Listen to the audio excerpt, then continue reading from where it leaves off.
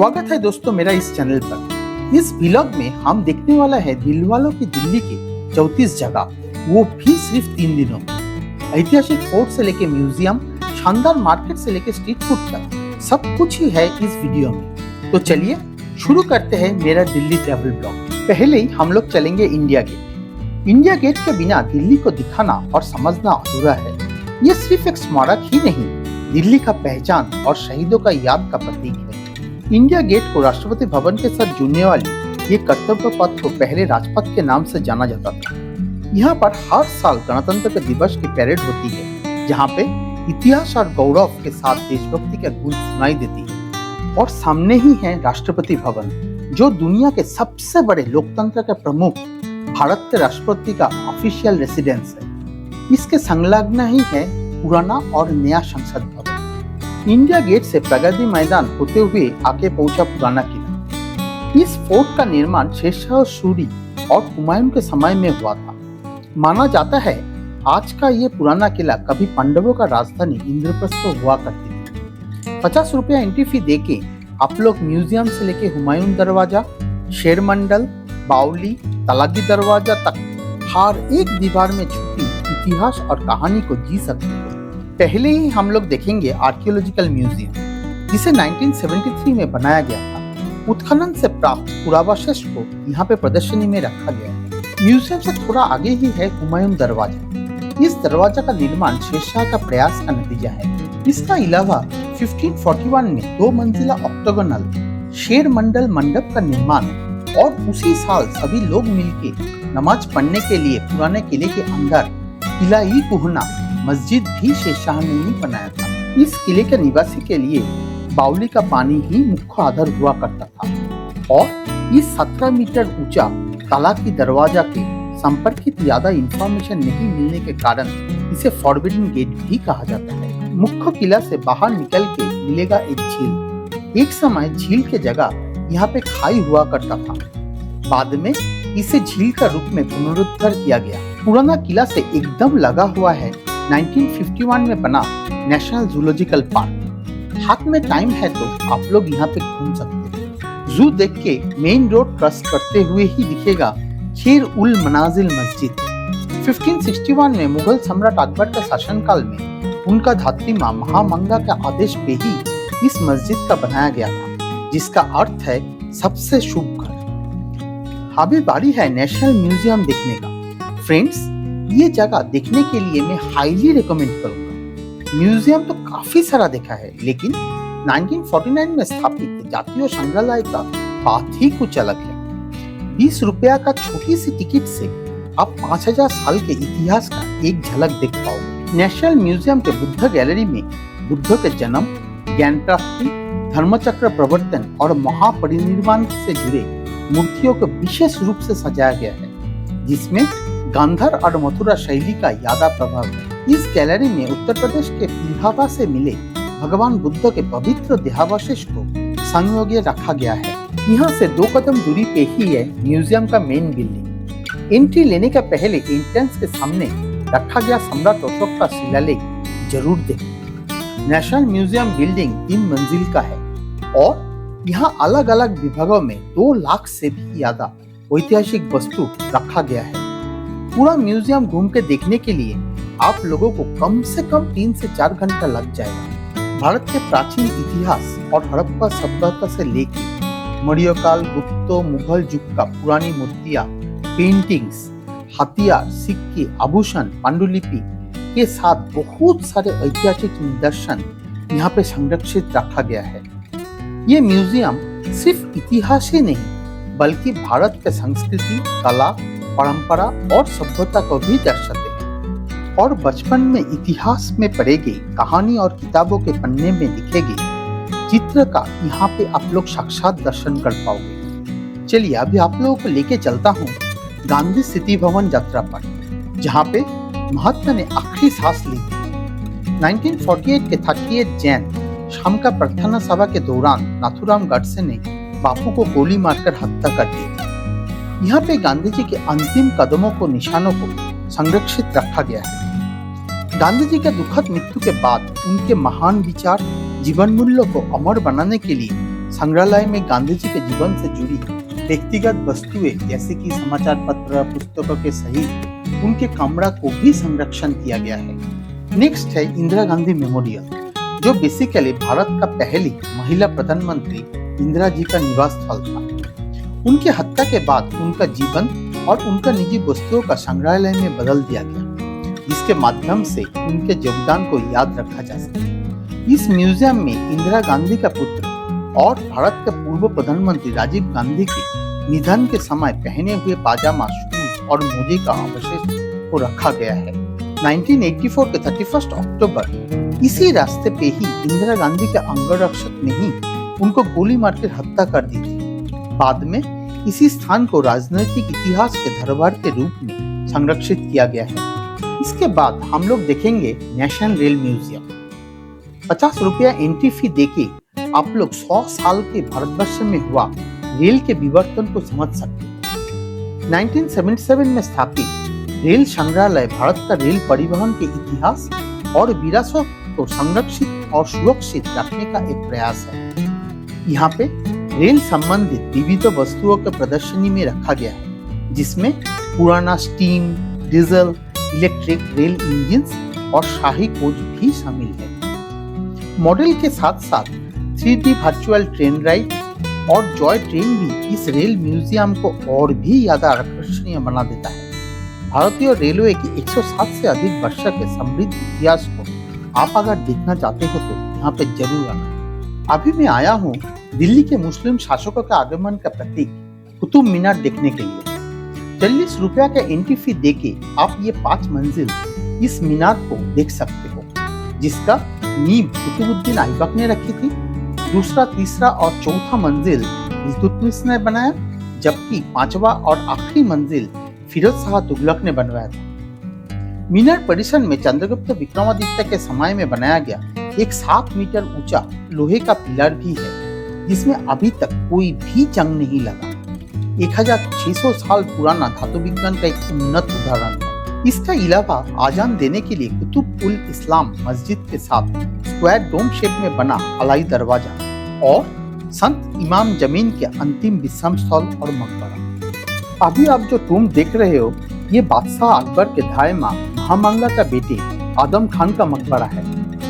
इसके बाद नेक्स्ट जो 2 डेस्टिनेशन जाने वाला हूँ वो ज्यादा प्रसिद्ध तो नहीं है, लेकिन दिल्ली के इतिहास से जुड़ी महत्वपूर्ण अंश है। अभी दरगाह के लिए निकलेंगे। ये सूफी दरगाह ख्वाजा मोइनुद्दीन चिश्ती के शिष्य सूफी संत हजरत कुतुबुद्दीन बख्तियार काकी की याद में उनके नाम पे ही बनाया गया था, जो अपने सादगी, भक्ति और मानवता के लिए प्रसिद्ध थे। लोगों यहाँ पे दुआ करने, चादर चढ़ाने और मन्नत मांगने के लिए आते हैं। ये सभी धर्म के लोगों के लिए ही आस्था का एक केंद्र है।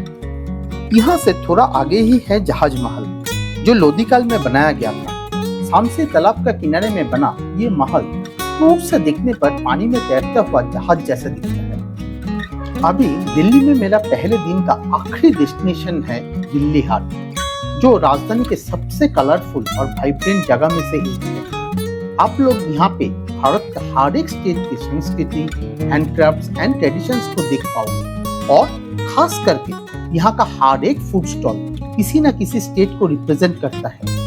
कुलचे से लेके मोमोज, दाल बाटी, डोसा से लेके कुल्फी, सब कुछ यहाँ पे ही मिल जाएगा। मैं सजेस्ट करूंगा आप लोग रात का डिनर यहाँ पे ही कीजिए। दिल्ली में दूसरा दिन का शुरुआत करते हैं हरे कृष्ण हिल्स में स्थित इस्कॉन मंदिर का दर्शन करके, जो भगवान श्री कृष्ण और राधा रानी पर समर्पित है। इसे पार्थसारथी मंदिर भी कहा जाता है। 1998 में स्थापित इस मंदिर का सजावट, भजन, कीर्तन और आरती मन को शांत और भक्ति से भर देता है।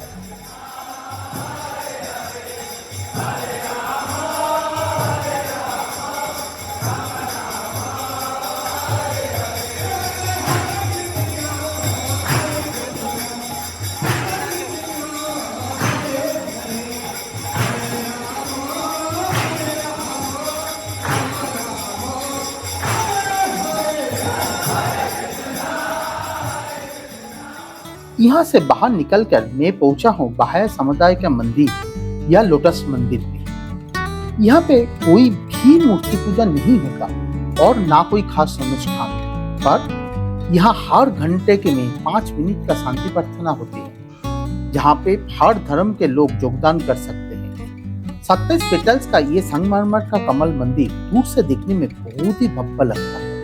अभी मैं आया मुगल शासनकाल का आखिरी मकबरा सफदरजंग टॉम्ब देखने के लिए। 1754 में शुजाउद्दौला ने अपने पिता नवाब सफदरजंग का याद में इस मकबरा को बनाया था। मकबरे के चारों ओर बागीचा है, जिसे मुगल शैली चारों बाग डिजाइन में बनाया गया है। मकबरे के अंदर सफदरजंग और उनका पत्नी का कब्र स्थित है। ये जगह सुबह से शाम तक पर्यटक के लिए ओपन रहता है। मेरा नेक्स्ट डेस्टिनेशन है लोधी गार्डन। लोधी शासनकाल के समय इस बागीचा का निर्माण हुआ था।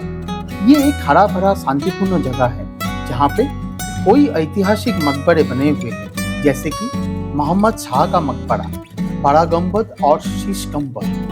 प्रकृति प्रेमी और फोटोग्राफर्स के लिए ये बहुत ही खास जगह है। अभी मैं आया हूँ दिल्ली का प्रसिद्ध शंकर इंटरनेशनल डॉल्स म्यूजियम में। 1965 में फेमस कार्टूनिस्ट के शंकर पिल्लाई ने बच्चे को अलग अलग देश की संस्कृति से रूबरू करने के लिए इस म्यूजियम को बनाया था। 80 से भी अधिक देश के 6000 से भी ज्यादा गुड़िया को यहाँ पे अलग अलग देश, कपड़ा, संस्कृति और जीवन शैली के अनुसार सजा के रखा गया है।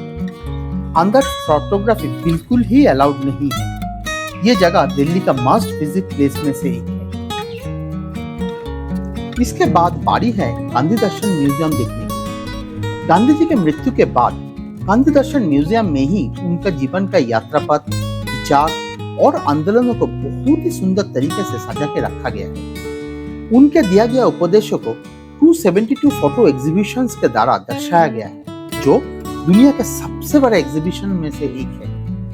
यहाँ पे आप लोग देख पाओगे वो बेंच जिसके ऊपर बैठ के ही गांधी जी ने दांडी मार्च के समय जनसमूह को संबोधित किया, और इस बोट से ही उन्होंने माही नदी पार की थी। इसके साथ प्रदर्शनी में रखा गया ये डाउन कैरेज से ही उनका पार्थिव शरीर को गांधी सेतु भवन से राजघाट तक लाया गया, और यही है वो राजघाट जहाँ पे यमुना नदी का किनारे गांधी जी का अंतिम संस्कार संपन्न हुई थी। ब्लैक संगमरमर के ऊपर बनी ये समाधि पर उनके अंतिम शब्द हे राम लिखा हुआ है, और साथ ही साथ एक अनंत ज्योति हमेशा ही प्रज्वलित रहती है। अभी यहाँ से मैं जाऊंगा जामा मस्जिद।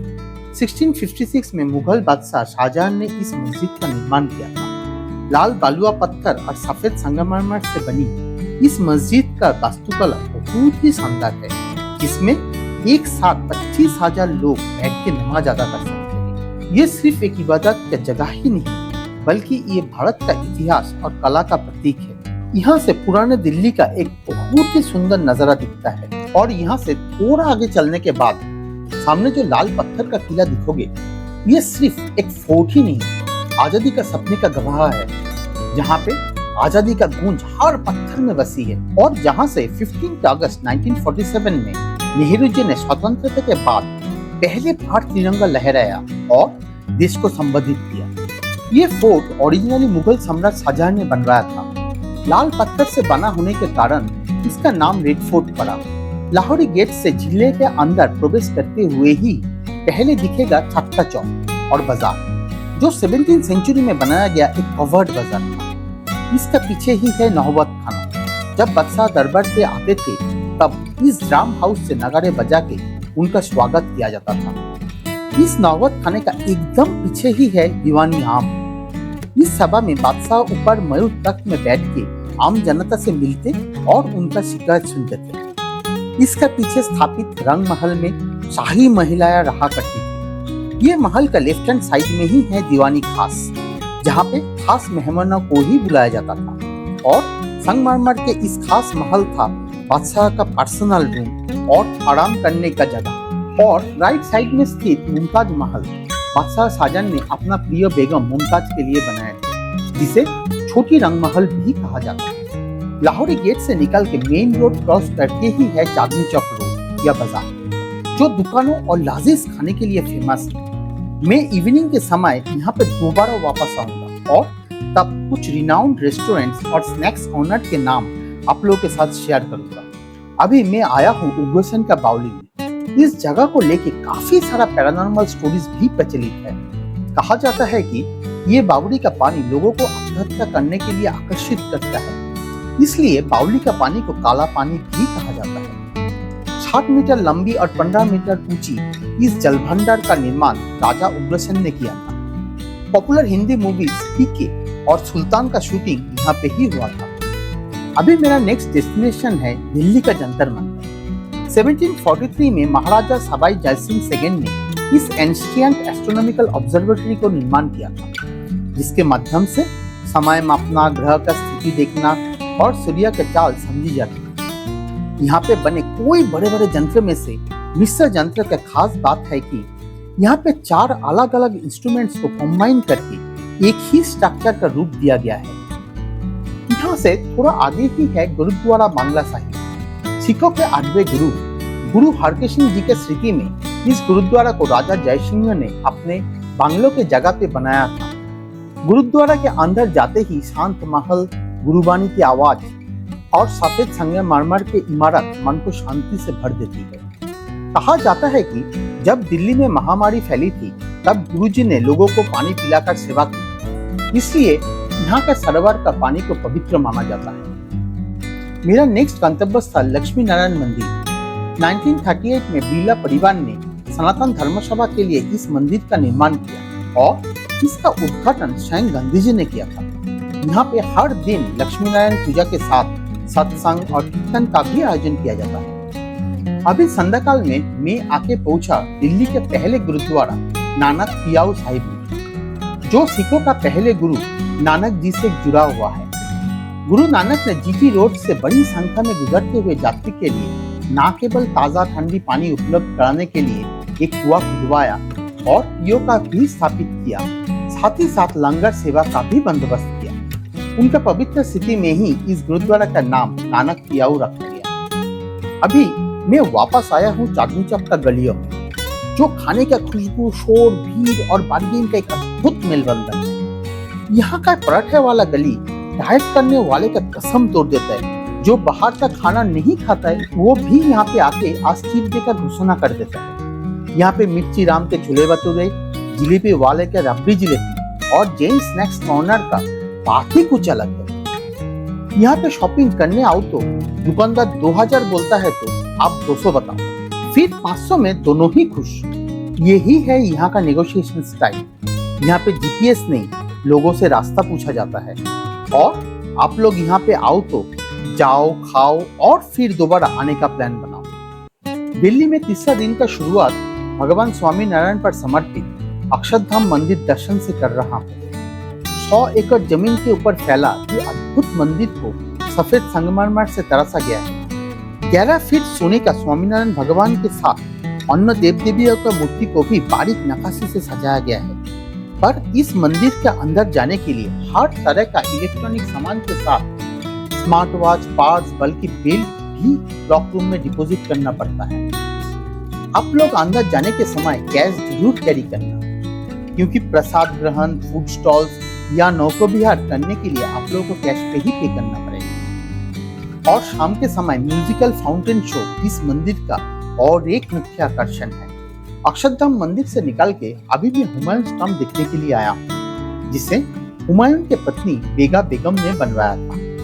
2026 में यहाँ पे एक म्यूजियम का भी निर्माण किया गया, जो भारत का पहले अंडरग्राउंड म्यूजियम है, जहाँ पे 2000 साल के पुराना इतिहास, सिक्के, हथियार, लघुचित्र के साथ 1857 के सिपाही विद्रोह के संबंधित दस्तावेज भी सुरक्षित रखा गया है। यहाँ पे आप लोग 270 डिग्री 3D स्क्रीन के माध्यम से मकबरे का डिजिटल व्यू भी देख पाओगे। हुमायूं के मकबरे परिसर में ही स्थित है महान ईशा खान का मकबरा, जो शेरशाह सूरी के दरबार में एक प्रतिष्ठित व्यक्ति थे। 1547 से लेके 1548 के बीच में इस टॉम्ब का निर्माण किया गया था। ऑक्टोगोनल चमकदार स्टाइल से बना ये मकबरा में लोधी वास्तुकला शैली का प्रभाव है। ईशा खान टॉम्ब का बिल्कुल पीछे ही है ईशा खान मस्जिद। अफगान आर्किटेक्चर स्टाइल में इसे बनाया गया था, जो हुमायूं टॉम्ब से भी पुराना है। ईशा खान के मकबरे से थोड़ा आगे जाके मिलेगा हुमायूं का मकबरा, जिसे भारत का पहले बड़ा मुगल गार्डन टूम माना जाता है। फारसी वास्तुकार मिराक मिर्जा गियास ने चारबाग स्टाइल में इस मकबरा का निर्माण किया था। माना जाता है कि बाद में बना ताजमहल का डिजाइन इस टूम्ब से ही इंस्पायर था। इस कॉम्प्लेक्स के अंदर मुगल फैमिली के 100 से भी ज्यादा कब्रें हैं, इसलिए इसे मुगल फैमिली टूम्ब भी कहा जाता है। सामने जो दिख रहा है लोककथा अनुसार ये बाबर का मकबरा है, पर बाबर के मृत्यु के बाद उन्हें पहले आगरा में, फिर उनको इच्छानुसार उन्हें काबुल में दफनाया गया था। नेक्स्ट ये कैंपस में ही स्थित सुंदर बुर्ज, जैसा नाम वैसे ही खूबसूरत है ये बुर्ज। 20वीं सेंचुरी में बना इस बुर्ज के चारों तरफ हरियाली, शांत वातावरण और इसके साथ बुर्ज का वास्तुकला, मेहराब और कारीगरी बहुत ही सुंदर और रॉयल फील देते हैं। इसके छत पर की गई प्लास्टर की कारीगरी जो तारों भरे आसमान जैसा दिखता है। अभी मैं दिल्ली का 34वां या लास्ट डेस्टिनेशन दरगाह हजरत निजामुद्दीन औलिया में जा रहा हूँ, जो चिश्ती संत निजामुद्दीन का मकबरा है। साथ ही साथ यहाँ पे कभी अमीर खुसरो जी का भी कब्र मौजूद है। हर गुरुवार शाम को यहाँ पे कव्वाली के महफिल का आयोजन किया जाता है, जो यहाँ का मूल आकर्षण है। तो दोस्तों, यही था मेरा दिल्ली व्लॉग। इस ट्रिप में हमने पुराना दिल्ली के गलियों से लेके मॉडर्न दिल्ली का चमक तक सब कुछ एक्सपीरियंस किया। अगर आपको ये व्लॉग पसंद आया तो लाइक, शेयर और कमेंट्स करना मत भूलिए।